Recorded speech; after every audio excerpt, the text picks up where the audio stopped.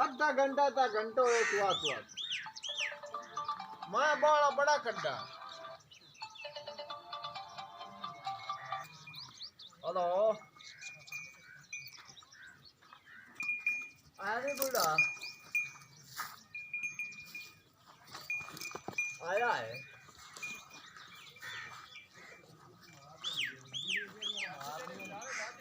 वो केड़ी दे मैं दस केड़ी दे केड़ी आई एक दो आई और केड़ी विचारे आई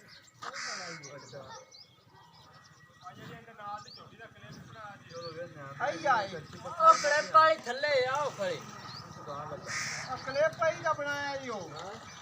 आ थल्ले चट्टी दे नाल खड़ी आइया हां मैं गांज लगा जांदा फिर अपना मोटर यूज करते हैं गांज दिखा दे मैं ओली का बनाया यो क्लिप काल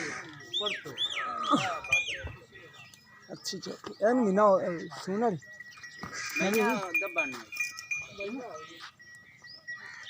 रवे नागन सीब ने हैं अगले दिन सीब ने रवे या ना रवे बिल्कुल